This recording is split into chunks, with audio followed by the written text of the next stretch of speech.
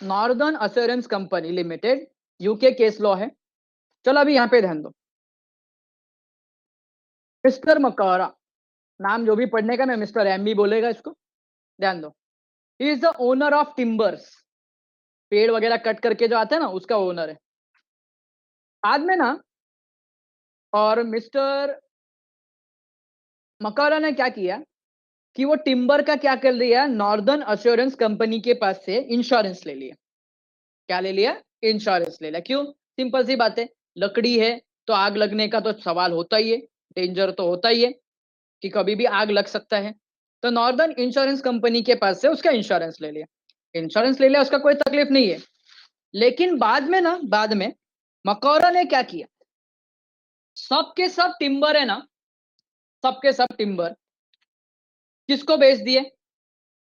किसको बेच दिए? तो एक मिल को बेच दिए, जिस मिल का नाम है Irish Canadian saw mill limited. और वो बेचने के बाद उसके एक्सचेंज में शेयर खरीद लिए। अच्छा, ये मनी के अगेंस्ट में शेयर खरीदा, इसको हम लोग क्या बोलते हैं इश्यू ऑफ शेयर्स में? कुछ बोलते हैं ना इसको?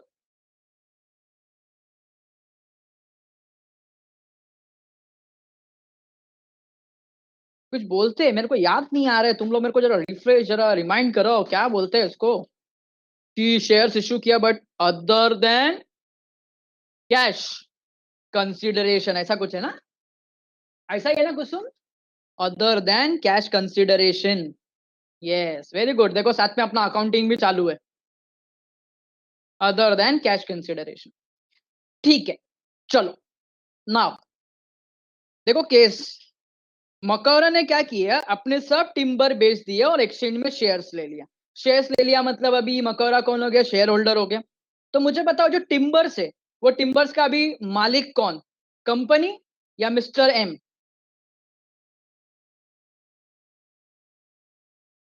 पक्का है ना? ठीक है, चलो ओम ने बोल दिया अभी उसका मालिक कंपनी, अभी उसका मालिक कंपनी। तो मिस्टर मकौरा अभी शेयर होल्डर है, और उसने कुछ डिबेंचर्स भी लिए थे तो क्रेडिटर हो गया। डिबेंचर्स भी लिए तो क्रेडिटर हो गया। चलो एक बार वापस से केस फटाफट रिव्यू कर लेते हैं। पहला पॉइंट क्या था? मिस्टर मकौरा ओनर था किसका? टिम्बर का। सेकंड पॉइंट क्या आया? उसने इंश्योरेंस लिया नॉर्दर्न अश्योरेंस कंपनी लिमिटेड के पास। थर्ड पॉइंट क्या आया? मकौरा ने क्या किया, सब जितने भी टिम्बर से बेच दिए। एंड फोर्थ वन क्या हो गया? उसने शेयर्स लिया तो शेयर होल्डर एंड क्रेडिटर बन गया। अब एक दिन है ना, आग लग जाती है टिम्बर में। डोंट नो, किसी ने लगा दिया आग, की लग गई खुद से, पता नहीं, आग लगी है।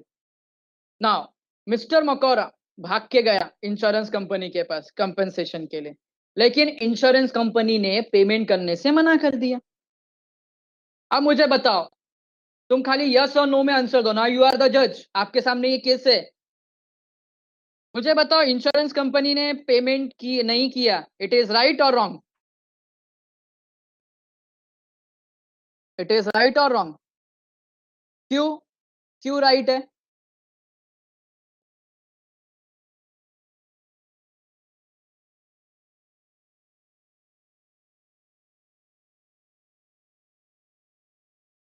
Owner is a company, okay. अगर सिंपल मीनिंग बोलूं, अगर सिंपल मीनिंग बोलूं, तो कंपनी के माल पे, देखो मैं थोड़ा सा ऐसा वर्ड यूज कर रहा हूँ, थोड़ा सा वर्ड ऐसा यूज कर रहा हूँ बट समझाने के लिए। कंपनी के माल पे शेयर होल्डर का कोई भी हक नहीं है, शेयर होल्डर दूसरे के माल पे ध्यान नहीं दे सकता। बराबर है?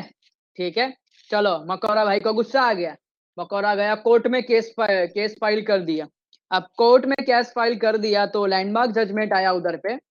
As per the judgment of court, the insurance company was not liable to him, as no shareholder has any right to any item of property owned by the company, for he has no legal or equitable interest. Equitable बोला मतलब fair interest और impartial interest. impartial interest मतलब company के property में share holder का कोई भी right नहीं है, शेयर होल्डर का कोई भी लीगल इंटरेस्ट, कोई भी लीगल राइट नहीं है। कंपनी का प्रॉपर्टी कंपनी का ही है, कंपनी का माल कंपनी का भी है, शेयर होल्डर उसके माल पे नजर नहीं डाल सकता। स्टूडेंट्स मैं थोड़ा ऑड वर्ड बोल रहा है, आई नो नहीं बोलना चाहिए, लेकिन समझाने के लिए बोलना पड़ता है। Separate legal entity case confirm हुआ, separate legal entity features clear हुआ, मकौरा का जो मकौरा है और नॉर्दर्न इंश्योरेंस कंपनी उसका केस क्लियर हुआ। केस लॉ देखो, केस लॉ है ए सीएस वाले तुम्हारे लिए भी है, तुम्हारे लिए ऑब्जेक्टिव में आ सकता है। ओके ठीक है, चलो सेकंड जाते हैं, परपेचुअल सक्सेशन। अब परपेचुअल सक्सेशन सिंपल सी बात है, कंपनी का एक ही रूल, कौन आया कौन गया किसी के लिए रुकने का नहीं। Its existence is not affected by death or insolvency of its members, even though company के सब शेयर होल्डर की डेथ हो जाएगी तो भी कंपनी चलेगी, तो भी कंपनी चलेगी। क्यों? नॉमिनेशन होता है, नॉमिनेट करके रखते हैं। अगर आपको याद होगा तो ट्रांसफरेबिलिटी ऑफ शेयर्स और ट्रांसमिशन ऑफ शेयर्स, ऐसा कुछ कॉन्सेप्ट याद है क्या? ट्रांसफरेबिलिटी ऑफ शेयर्स और ट्रांसमिशन ऑफ शेयर्स, अगर आपको याद होगा तो। ओके ठीक है, तो परपेचुअल सक्सेशन बोला मतलब it is on the base, it is on the ground of going concern. Company बनी है तो कंपनी चलती रहेगी। Just if I am taking example, Tata group, Tata की कुछ कंपनी 1904 या उसके पहले भी, उसके पहले की स्टैब्लिश है, लेकिन कंपनी अभी तक चल रही है। जिन्होंने कंपनी स्टार्ट किया, कंपनी उनकी डेथ हो गई तो भी कंपनी चल रही है। कंपनी के कितने शेयर होल्डर की डेथ हो गई तो भी कंपनी चल रही है। किसी के आने या किसी के जाने से, किसी के आने या किसी के जाने से कंपनी बंद नहीं होती। सिंपल सा एग्जांपल लो ना, तुम्हारे सामने Dhirubhai Ambani, one of the greatest entrepreneur, उनकी डेथ हो गई, रिलायंस फाउंडेशन बंद हुआ क्या? रिलायंस फाउंडेशन बंद हुआ क्या? नहीं। उनके बाद में जो रिलायंस का जो भी था, किसने चलाने को लिया? मिस्टर मुकेश अंबानी एंड अनिल अंबानी ने, दोनों ने चलाने को लिया। That is called as a perpetual succession. Next, limited liability. Now company is a separate legal entity which is distinct from its member से अलग है। Therefore the liability of members, ये मेंबर की अगर कोई लाइबिलिटी है तो मेंबर की लाइबिलिटी कंपनी की लाइबिलिटी नहीं है। But the most important point क्या? Limited unlimited. तो in case of limited liability company, अब लिमिटेड लाइबिलिटी कंपनी क्या है तो हम लोग टाइप्स ऑफ कंपनीज में पढ़ेंगे। इन case of limited liability company, liability of member is limited to the extent of nominal value of the shares. For example यहां पे ध्यान दो, आपने कोई कंपनी का शेयर परचेस किया है, ध्यान से सुन लो बच्चों। कंपनी ने आपके पास से 100 रुपया मांगा है, 100 रुपया मांगा है, आपने 90 रुपीज पे किया है। Now tell me what is your liability, आप कंपनी को कितना पे करेंगे? अभी कितना पे करेंगे? लिमिटेड लाइबिलिटी कंपनी है तो what is your liability? What is your liability? 10 rupees. 10 रुपए से ज्यादा ऊपर कुछ पे करेंगे? नो। तो liability is limited. Yes, liability होती है, शेयर होल्डर्स की लाइबिलिटी है, but shareholders liability is limited, लेकिन in only in case of limited liability company, limited liability company. आगे, लेकिन in case of a company limited by guarantee, the members are liable only to the extent of the amount guaranteed by him, sorry by them. Sir अभी ये नया कौन सा rule है, limited by guarantee? देखो बच्चों, लिमिटेड बाय गारंटी क्या है? लिमिटेड बाय गारंटी में अभी आपने इश्यू ऑफ शेयर्स पढ़ा है, सीएसीएस वाले दोनों ने। तो कंपनी जब बनती है और कंपनी को जब पैसे की जरूरत है तो कंपनी पैसा मांग लेती है आपके पास से। पूरा एक साथ में मांगती है क्या? नहीं, इंस्टॉलमेंट में मांगती है। पहला एप्लीकेशन है, अलॉटमेंट है, फर्स्ट कॉल है, फाइनल कॉल है। डिपेंड्स कंपनी कितना कितना पैसा मांग रहा है। मतलब कंपनी स्टार्टिंग से पैसा मांगने को स्टार्ट करती है। लेकिन लिमिटेड बाय गारंटी में ऐसा नहीं है। लिमिटेड बाय गारंटी में क्या है कि कंपनी शेयर होल्डर के साथ एक कॉन्ट्रैक्ट कर लेती है कि जब कंपनी बंद होगी, जब कंपनी बंद होगी तो शेयर होल्डर गारंटी देता है कि इतना अमाउंट में कंपनी को पे करेगा, इतना अमाउंट कंपनी को पे करेगा। That is company limited by guarantee.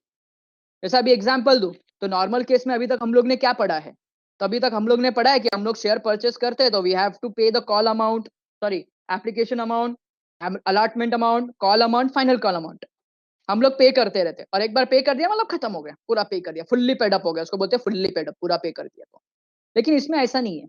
Limited by guarantee में कैसा है कि जब कंपनी शेयर, ये देखो लिमिटेड बाय गारंटी में भी दो टाइप है, limited by guarantee with shares और विदाउट शेयर कैपिटल।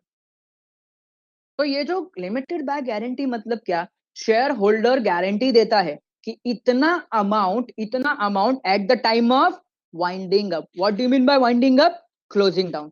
क्लोज करने के टाइम पे इतना अमाउंट हम लोग किसको देंगे? कंपनी को। अभी नहीं देंगे, फ्यूचर में देंगे। और अनलिमिटेड लाइबिलिटी तो बोलने का जरूरत ही नहीं। अनलिमिटेड लाइबिलिटी बोला मतलब liability of member is unlimited, मतलब कंपनी चाहे जितना भी मांग देगी बाद में, तब आपको उतना पे करना पड़ेगा, तब आपको उतना पे करना पड़ेगा। That is unlimited liability. But usually private limit, usually limited companies है, उसके अंदर शेयर का जो भी शेयर होल्डर्स की जो लाइबिलिटी है, it is limited. Next, artificial person.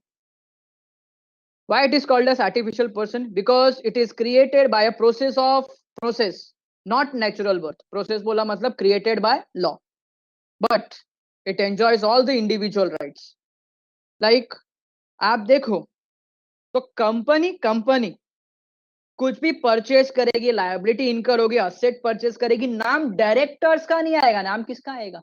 Company का आएगा, because company is a person and company के पास सब राइट आएगा and company have a capacity to enter into any contract.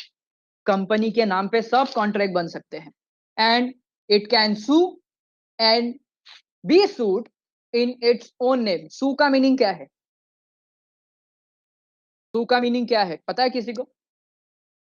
Contract act में पढ़ा है, अगर मैं गलत नहीं हूं, मैं भी सुनता रहता हूं कॉन्ट्रैक्ट एक्ट बाजू में बैठ के।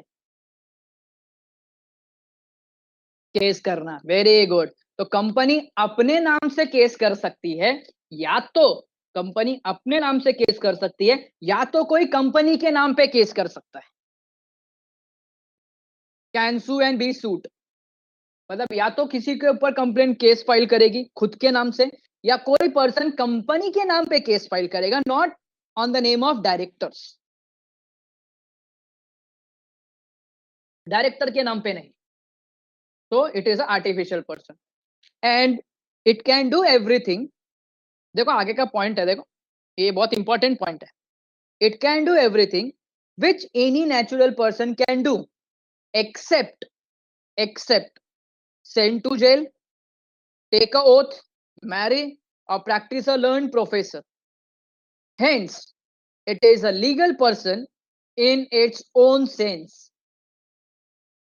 In its own sense because it is created by law. इसका natural birth नहीं है. It is created by law. Act ने, Companies Act ने इसको जन्म दिया है. But company is an artificial person. Company को हम देख नहीं सकते, इनविजिबल है, कैन परफॉर्म इट्स ओन, खुद से काम नहीं कर सकते, तो इसको ह्यूमन बीइंग का साइड लगता है। ह्यूमन बीइंग मैनेज करता है, जिसके अंदर एग्जाम्पल है डायरेक्टर, चेयरमैन है, फिर सेक्रेटरी है, मोस्ट इंपॉर्टेंट। तो company is an artificial person. फिर है कॉमन सील। ओह, ये तो सबको मालूम होगा। What is a common seal?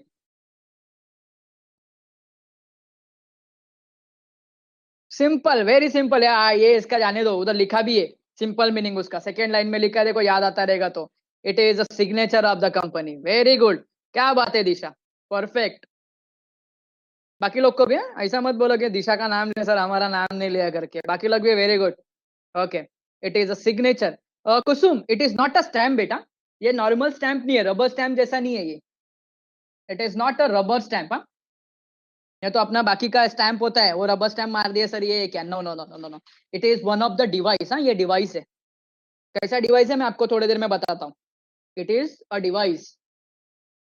तो अभी जैसे कंपनी है, company is not a human being, company is artificial person. Therefore it is not bestowed, इधर वर्ड है देखो, BESTOWED, bestowed का मीनिंग क्या है? Given power, authority with a body of natural being. अभी तुमको पता है कॉन्ट्रैक्ट करने का है, तो कॉन्ट्रैक्ट में मोस्ट इंपॉर्टेंट सिग्नेचर लगता है, बराबर है, दो पार्टी के बीच में कॉन्ट्रैक्ट होता है। बट कंपनी कंपनी कंपनी कैसा साइन करेगी? साइन तो डायरेक्टर का होता है, बट अप्रूवल देने के लिए क्या करना पड़ता है? कॉमन सील मारना पड़ता है। क्या मारना पड़ता है? Common seal. And once common seal आ गया मतलब ये कंपनी का ऑफिशियल पेपर है, कंपनी का ऑफिशियल पेपर है। तो वहां पे देखो, common seal is the official signature of a company which is affixed by the officer and employ of the company on its every document. और let me tell you one thing, it is very important device, it is very important device. ये secretary या तो जो officers होते हैं उनके observation में, उनके ऑब्जर्वेशन में लॉकर वगैरह में रखते हैं। नहीं तो मालूम पड़ा कोई भी स्टैम्प पे साइन कर, कोई भी पेपर पे साइन किया और इसको लगा दे, कंपनी का लीगल पेपर प्रूफ हो जाएगा वो, कंपनी का लीगल पेपर प्रूफ हो जाएगा वो। इसके लिए ना, इसके लिए इसको एकदम सेफली रखते हैं। बट एक मेन पॉइंट है इधर पे, the companies amendment act 2015 has made the common seal optional. Optional बोला मतलब can be use, can not be use, जरूरी नहीं है यूज करने का। So in companies does not have any common seal, the authorization shall be made by two directors or by a director and the company secretary whenever the company has appointed a company secretary। ध्यान दो बच्चों, या तो दो director, या तो दो director, या तो एक डायरेक्टर एंड एक कंपनी सेक्रेटरी। और तुमको तो पता ही है कंपनी सेक्रेटरी पूरे कंपनी में एक ही होता है, ओके। तो any two directors, any two directors, but कब? जब कंपनी के पास कॉमन सील नहीं है। देखो कॉमन सील ये ऐसा डिवाइस होता है, आपके स्क्रीन पे अगर दिखता होगा तो कॉमन सील उधर, इधर है ना, इधर आपको दिखता होगा, एक मिनट ना, इधर है ना, इधर इधर ये बीच में गैप होता है, वो गैप में रखते हैं और उसको पंच करते हैं, प्रेस करते हैं। तो प्रेस करने के बाद में ना उधर डिजाइन बन जाता है, उधर डिजाइन बन जाता है। लाइक अगर मैं आपको दिखाऊं तो एक मिनट रुको, हाँ, इधर आप देखो, ये कंपनी का, ये कंपनी का शेयर सर्टिफिकेट है, बहुत पुराना है। एक्चुअली शेयर सर्टिफिकेट नहीं, डिबेंचर सर्टिफिकेट है, बहुत पुराना है। ये देखो इधर पे कॉमन सील लगा है, देखो कॉमन सील। अगर आप ऑब्जर्व करो तो यहाँ पे कुछ डिजाइन बन के आया, देखो पेपर के ऊपर, दिखा सबको? दिख रहा है क्या? बरोबर मैंने जूम किया है, दिखा? ओके। तो Kusum, it is not a rubber stamp, हाँ बेटा, ये स्टैंप नहीं है, ये डिवाइस है। डिवाइस के अंदर पेपर रख के प्रेस करते तो ऐसा कुछ डिजाइन बन जाता है, कंपनी का नाम दिखेगा इधर कुछ। तो एक्चुअली ये उल्टा है तो लिमिटेड करके दिखता होगा तुम लोग को। ये रहा, इधर देखो, इधर थोड़ा और क्लियर हो जाएगा तुमको। It is a common seal, press किया हुआ है। अपने इधर भी क्लासेस में है, लेकिन सर कभी दिखाने नहीं देते हम लोग को, बोलते हैं बहुत इंपॉर्टेंट डॉक्यूमेंट है। कॉर्पोरेट पर्सनालिटी, अब corporate personality it is very similar to separate legal entity. By incorporation under the act, the company is vested. What do you mean by vested? तो वही bestow power authority with the corporate personality quite distinct from individuals who are in the members. Being a separate legal entity, it bears its own name and acts under the corporate name. मतलब जो भी बोलते हैं ना, जो भी functions है वो फंक्शन कौन परफॉर्म करेगा? Company. Because being a separate legal entity, सब काम कौन करेगा? Under the corporate name, companies. And उसका जो बेस्ट एग्जांपल है Solomon versus Solomon and company limited 1897 AC2। बाद में देखेंगे ये क्या है, इसको अपने को डिटेल में पढ़ने का है, लेकिन कहाँ पढ़ने का है? लिफ्टिंग ऑफ कॉर्पोरेट विल और कॉर्पोरेट वेल्थ थ्योरी में पढ़ने का है। आगे है नेक्स्ट लेक्चर में corporate wealth theory, corporate personality, फिर है कॉन्ट्रैक्चुअल राइट। पढ़ाई के लिए मेहनत तो सब करते हैं, लेकिन स्मार्ट स्टडी कौन करता है? प्री एग्जाम ऐप के साथ बनाइए अपनी तैयारी super smart. Pre exam app देता है वाइड रेंज के एग्जाम्स की तैयारी, जैसे JEE, NEET, CAT, CA foundation, CS CSEET, banking, railway, SSC, MBA entrance, SYJC, com, TYB com और भी बहुत कुछ। Chapter wise tests and mock tests, detailed performance analysis, और अब तैयारी होगी एकदम परफेक्ट। कहीं भी कभी भी पढ़ाई करें। और एक विशाल क्वेश्चन, बैंक आपकी तैयारी को बनाए आसान। इंस्टेंट इवैल्यूएशन से तुरंत जानिए अपनी परफॉर्मेंस और पाएं पर्सनलाइज्ड फीडबैक। तो अब देरी किस बात की? प्री एग्जाम ऐप डाउनलोड करें और अपने नाम से रजिस्टर्ड करें और एक विशाल क्वेश्चन बैंक बिल्कुल फ्री और अपनी सफलता की कहानी लिखें। लिंक डिस्क्रिप्शन में है। प्री एग्जाम ऐप, स्मार्ट तैयारी का साथ। Contractual right. अभी कॉन्ट्रैक्चुअल राइट के अंदर क्या है कि कंपनी अपने बेनिफिट के लिए थर्ड पार्टी के साथ कॉन्ट्रैक्ट कर सकती है। कंपनी अपने बेनिफिट के लिए थर्ड पार्टी के साथ कॉन्ट्रैक्ट कर सकती है and shareholder cannot enforce. Shareholder बीच में टांग नहीं अड़ा सकता है। Because company is not a trustee of the shareholder. Company shareholder की केयर टेकर नहीं है। कंपनी शेयर होल्डर की केयर टेकर नहीं। अगर कंपनी कोई कॉन्ट्रैक्ट करती है तो shareholder cannot interfere.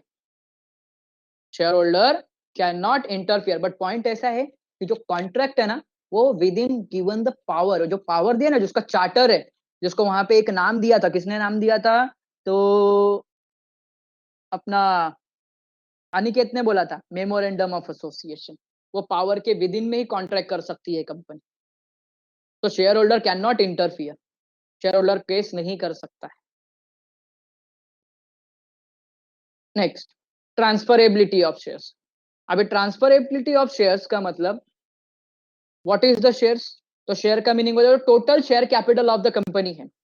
Total share of capital of the company. It is divided into small small parts. It is divided into small small parts. और जो एकदम स्मॉल पार्ट होता है ना, उसको हम लोग क्या बोलते हैं? शेयर। आपने शेयर वर्ड सुना भी होगा। जैसे अभी अगर मैं बोलूं तो शेयर का बात है, तो अभी गए उधर पे पिज्जा खाने गए, तो पिज्जा देखो कट करके रखता है। ओके, पिज्जा कट करके रखते हैं और उसमें से एक फ्रेंड आके एक पार्ट निकाल के लेके, that is one share. Total pizza के अंदर एक पार्ट निकला, दैट इज वन शेयर। वैसा कंपनी का भी है। कंपनी का जो टोटल शेयर कैपिटल है, उसमें जो स्मॉलेस्ट यूनिट है, it is called shares. Like अगर मैं एग्जांपल दूं, कंपनी का एक शेयर का भाव 10 रुपया है। एक शेयर का भाव 10 रुपया है। और कंपनी ऐसा कुछ 1000 शेयर्स लेती है, या 1000 शेयर इशू करने का है। तो 1000 इंटू 10 कितना हो गया? 10,000। तो पूरे 10,000 में जो 10 रुपया है ना, it is called as one share. 10 रुपए को क्या बोलते हैं? One share. And share is a movable property. Why movable property? तो it can be transfer from one person to another person. देखो कंपनीज एक्ट 2013 ने क्लियर कट बोला है। इनोन्सिएट करके एक वर्ड है, देखो enunciate, that is it is clearly set कि shares for the member is movable property and can be transferred from one person to another person, manner provided by the articles. Manner provided by the articles. What is the article? Memorandum and articles. तो बच्चों जैसे वहां पे memorandum charter होता है, अगर मैं बोलूं तो मेमोरेंडम बाइबल है, उसके बियॉन्ड कुछ नहीं कर सकते। तो जो आर्टिकल है वो इंटरनल रूल्स एंड रेगुलेशन है। क्या है वो? Internal rules and regulation. सुन लो बच्चों, वो आर्टिकल्स उधर लिखा ना, आर्टिकल्स, उसका मीनिंग है आर्टिकल्स ऑफ एसोसिएशन। आर्टिकल्स बोला मतलब जर्नल और internal rules and regulation of a company. Internal rules and regulation of the company.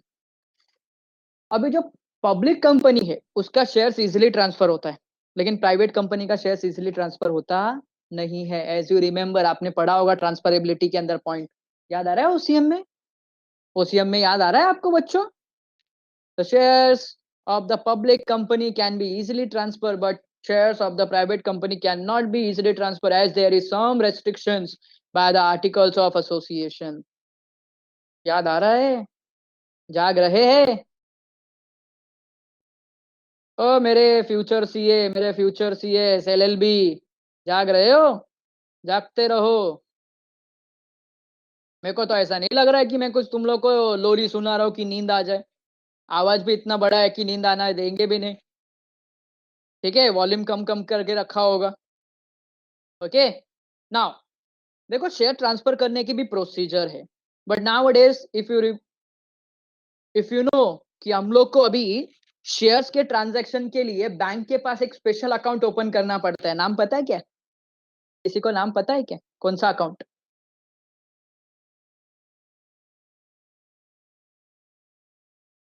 Demat account. Very good. Demat account means I can say that now the shares are easily and electronically transferred from one person to another person. और bank जो अपने को ये काम कर रहा है ना डीमैट अकाउंट का, तो बैंक को बोलेंगे हम लोग डीपी। क्या बोलेंगे? डीपी। डिस्प्ले प्रोफाइल नहीं, अपना वो डीपी नहीं, डिपॉजिटरी पार्टिसिपेंट्स। क्या बोलेंगे? Participant. Depository participant. Depository participant lens काय झालं? सी काय? ओके, तो यहाँ पे ध्यान दो, instant of physical transfer nowadays majority of companies have adopted dematerialization. Sir, what is the dematerialization? That is physical shares are converted into electronic form. Now everything is electronic form, electronically हो गया है। तो इसके लिए हम लोग को जो हेल्प करता है, हमारे बिहाफ में जो सेल परचेस करता है, उसको हम लोग बोलते हैं डीपी, डिपॉजिटरी पार्टिसिपेंट, जिसके पास हम लोग ने डीमैट अकाउंट ओपन किया है, वो डिपॉजिटरी पार्टिसिपेंट है। उसके थ्रू हम लोग क्या करते हैं? शेयर्स ट्रांसफर करेंगे from one person to another person. फिर है limitation of action. Limitation of action, चलो यहाँ पे ध्यान दो। नाउ कंपनी, अभी हम लोग ने एक पॉइंट पढ़ा था कि the charter confers some power to the company, that is memorandum। Memorandum ने some powers दिए हुए। the company cannot go beyond that power because कुछ स्पेसिफिक स्ट्रक्चर बना के दिया है, कुछ ऑब्जेक्ट है, वो ऑब्जेक्ट मेमोरेंडम में लिखा हो गया। जैसे भी खाली एग्जांपल देता हूं, ध्यान दे, एग्जांपल देता हूं। सब नहीं, मेजॉरिटी प्लेस पे, मेजॉरिटी जगह पे ध्यान दो बच्चों, ध्यान दो। पहले मेजॉरिटी जगह पे घर पे जो फादर होते हैं वो रूल्स एंड रेगुलेशन बनाते हैं, उन्होंने मेन रूल्स एंड रेगुलेशन बनाया, और बाकी का जो छोटा मोटा इंटरनल रूल्स एंड रेगुलेशन है मॉम बनाती है। डैड ने बोला कि बच्चे ने 500 रुपए तक मांगा तो दे देने का, 500 रुपए के ऊपर मांगा तो देने का नहीं, विदाउट मेरे परमिशन, जब तक मैं ना बोलूं तब तक। अब आप गए मांगने को 1000 रुपीज, फ्रेंड का बर्थडे आ रहा है, मॉम आपको एक भी रुपया देगी?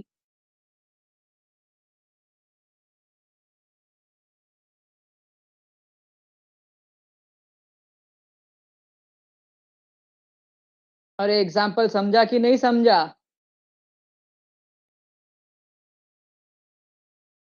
आवाज आ रही है? मॉम आपको एक भी रुपया देगी? नहीं देगी। क्यों नहीं देगी मॉम? क्योंकि मॉम के पास पावर दिया नहीं, मॉम के पास 500 तक का पावर दिया है। तो अभी मॉम कब देगी? मॉम आपको देगी, लेकिन मॉम आपको क्या बोलेगी? First I have to ask your father, if उन्होंने हाँ बोला, यस बराबर हो, पापा से पूछ के देगी। मतलब अगर पापा एग्री हो गए तो पैसा मिलेगा, अगर डैड एग्री नहीं हुआ तो पैसा मिलेगा नहीं। ये पॉइंट इधर है कि whatever stated in the memorandum, it is a final।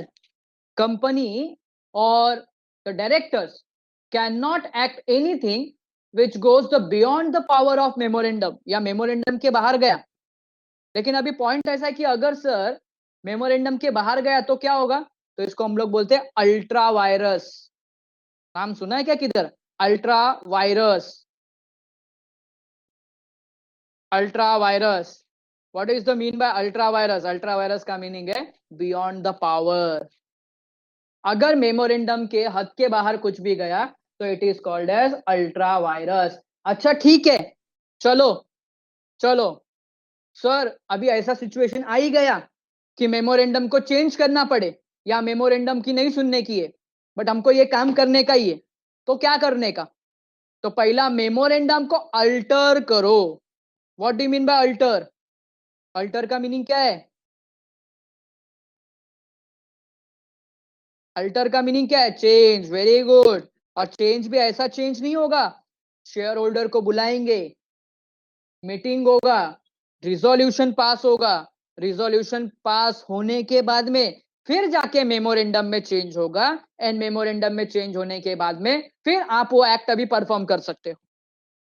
लेकिन अगर कोई चीज बियॉन्ड द पावर जा रही है, आपने किया नहीं है, जा रही है, तो first alter it's memorandum. Memorandum को जब तक अल्टर किया नहीं है तब तक आप आगे नहीं जा सकते। फिर है सेपरेट मैनेजमेंट। अभी अगर मैं एग्जांपल दूं, तो हम लोग ने ऑलरेडी पढ़ा हुआ था ओसीएम में, separation of ownership and management. अच्छा, अभी मैं खाली क्वेश्चन पूछता हूं, तुम लोग को याद है कि नहीं देखते हैं। In company who is owner and who is manager?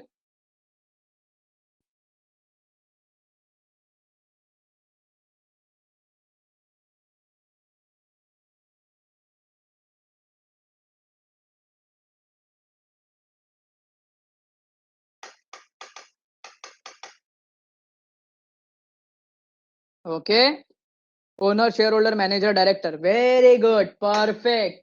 अभी यहां पे ध्यान दो, परफेक्ट बच्चों। लाइक पॉइंट ऐसा है कि shareholder are in large numbers, shareholders are in large number and they are scattered, they are from different places, so it is not quite possible कि सबके सब डेली का डेली ऑफिस में आके day to day activity manage करें। therefore they appoint their representative, and उनके representative को कौन क्या बोलते हैं हम लोग? डायरेक्टर्स बोलते हैं। क्या बोलते हैं? डायरेक्टर्स। देखो, शेयर होल्डर के ही खाली डायरेक्टर नहीं होते, बाकी भी डायरेक्टर्स होते हैं। बाकी भी हम लोग ने खाली अभी इतना ही पढ़ा हुआ कि शेयर होल्डर के रिप्रेजेंटेटिव डायरेक्टर्स होते हैं। यस, ये करेक्ट है, लेकिन डायरेक्टर्स अलग अलग होते हैं, अलग अलग जगह पे टाइप्स ऑफ डायरेक्टर में डिटेल में पढ़ेंगे हम लोग। Not proxy lens, not proxy. Proxy वो मीटिंग के अंदर होता है, proxy is in meeting, share holders meeting.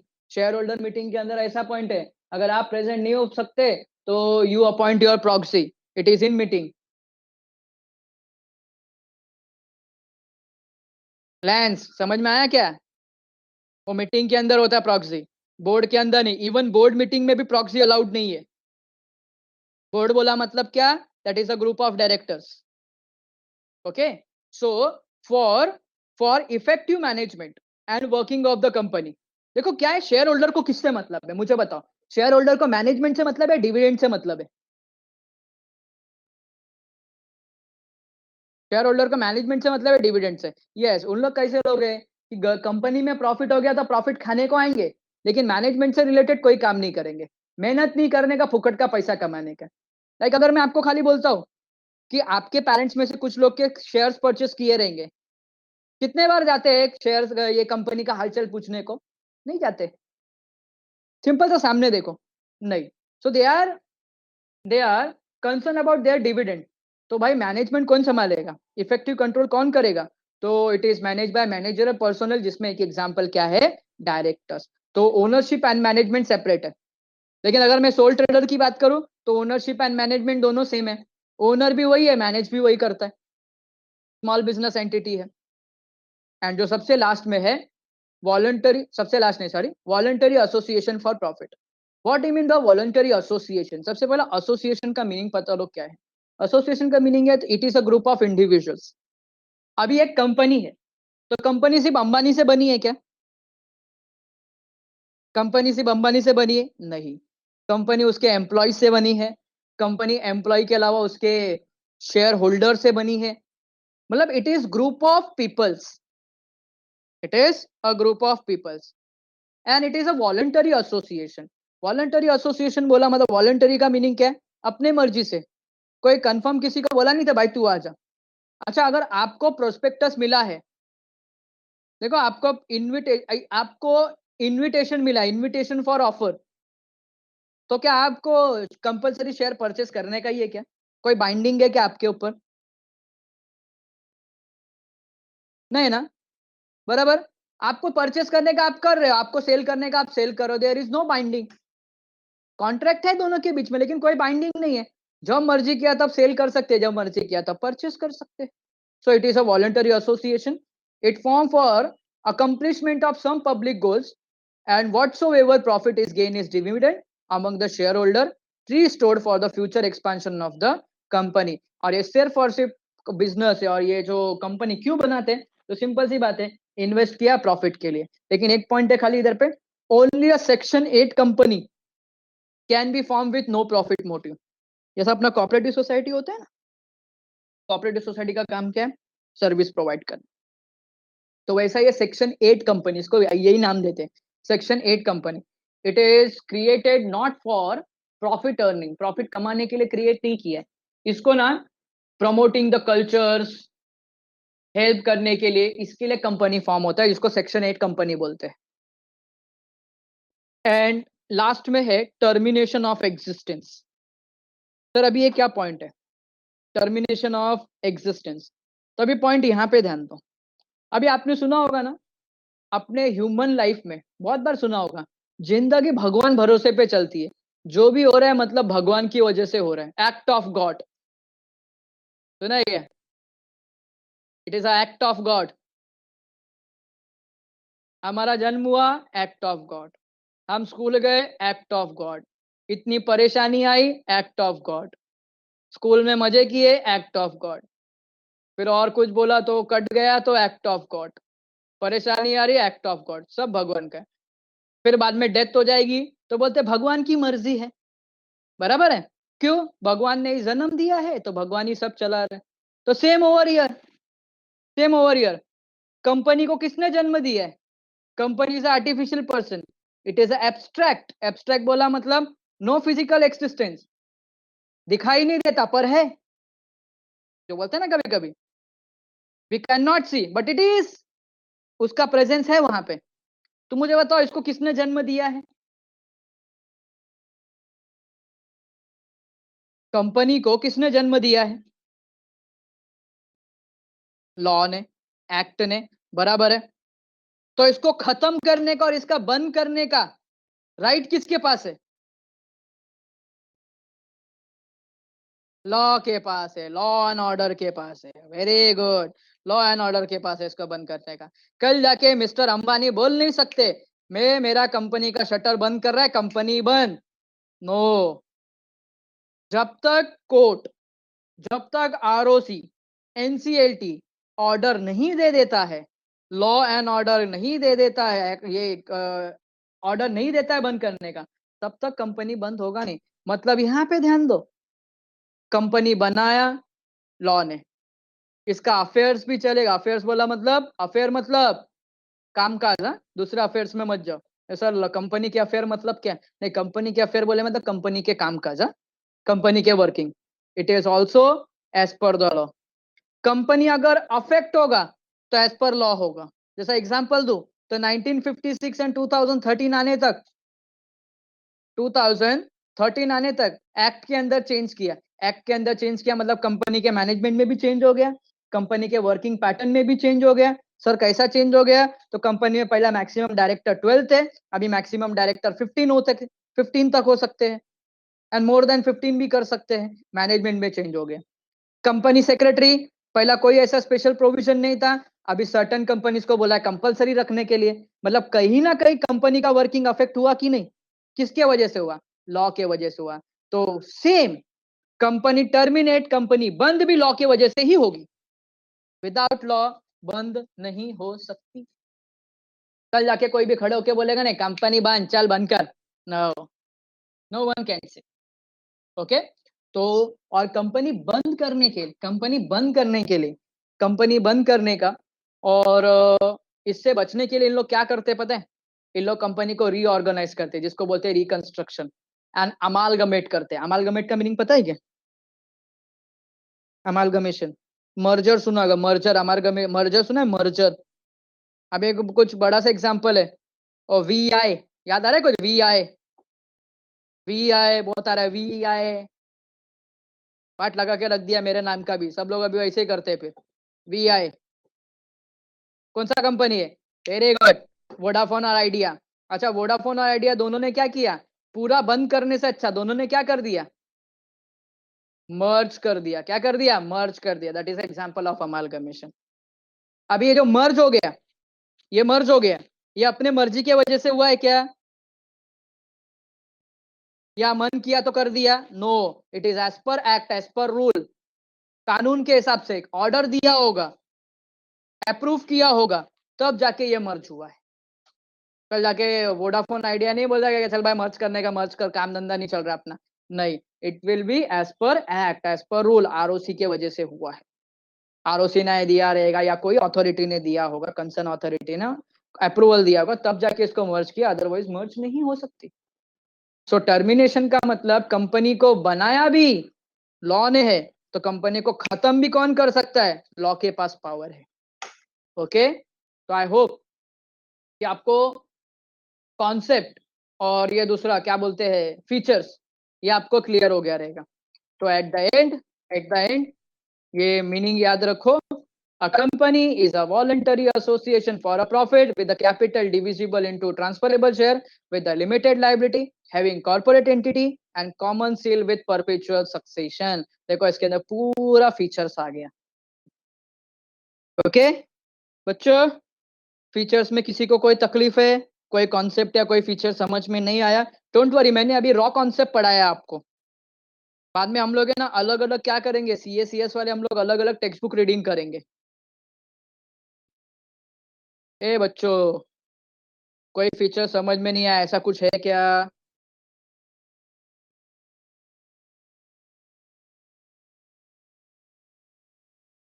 Okay, कैसा, मजा आया कि बोरिंग है सर? क्योंकि इसमें से कुछ लोग को एक्सपेक्टेड नहीं है कि मैं थियरी पढ़ाएगा, लेकिन देन टू थोड़ा मजा आया। ओके, मानो तो भारी है, थोड़ा मजा आया। तेरे को और क्या चाहिए? डांस करूँ अभी इधर पे? ओके, ठीक है ठीक है। तो किसी को फीचर्स में कोई तकलीफ?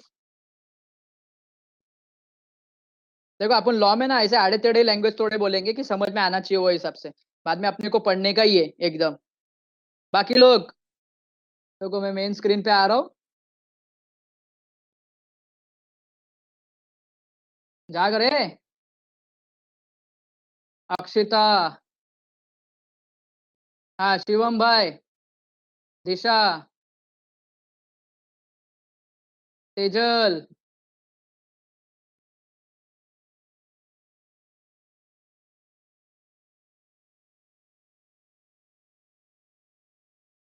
ओके जाग रही है ना बेटा? Davina,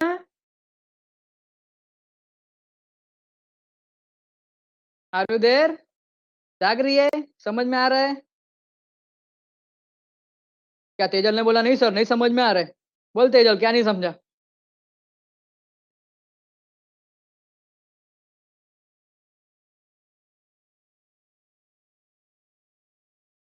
okay, you said no doubt. इतना भड़क क्या रही है? ओके अन्ना, कवल, माइक चालू रख के सो गया?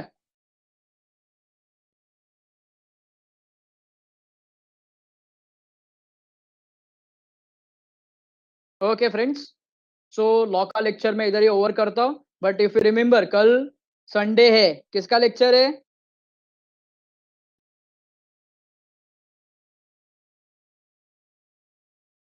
ये इधर लिखा है कि अफेयर लिखा है? क्या लिख रहा था धवल?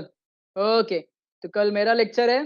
तो कल students please, I think so अपना एक सम जो है वो इसका पेपर्स का बाकी है, वो पेपर्स का सम सॉल्व करेंगे, और बाद में मेरे को तुम्हारा ये मॉड्यूल लगेगा, तो मॉड्यूल है ना लेक्चर के टाइम पे मॉड्यूल निकाल के रखना। ओके ठीक है, चलो चलो bye and take care. Law के लिए अभी मिलते हैं नेक्स्ट वीक में, अकाउंट्स के लिए कल मिलेंगे हम लोग।